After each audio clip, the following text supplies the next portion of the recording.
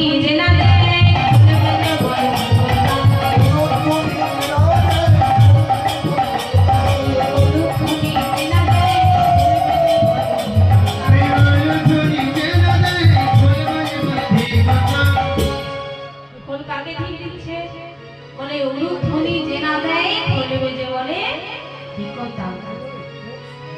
বাবারা মনে মনে চিন্তা করছে আমাদেরকে তার খোল কিছু বলে না, আমরা শুধু শুধু কেন এত কষ্ট হবে।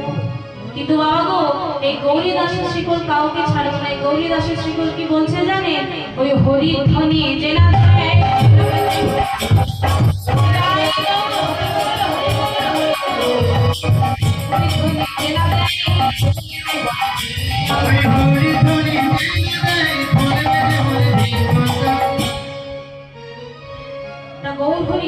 শিখরে বাদ্য শুনে অদ্বৈতের করতাল আর থাকতে পারবে না।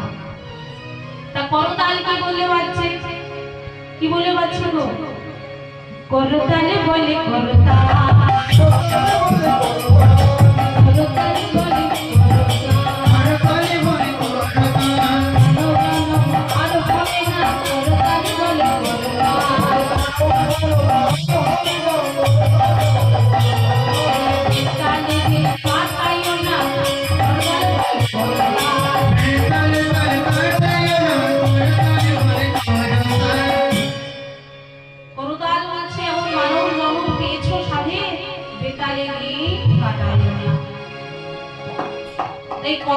দিলে কি হয় বাবা?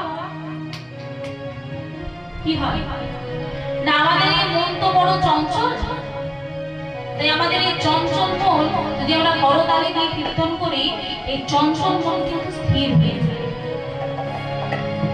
দেখবে আপনি যদি কোনো বৃক্ষের তলে দাঁড়িয়ে করতালি দেন, কি হবে না? বৃক্ষের উপরে যতগুলি পাখি বসে থাকবে, সেই পাখিগুলি বিদায়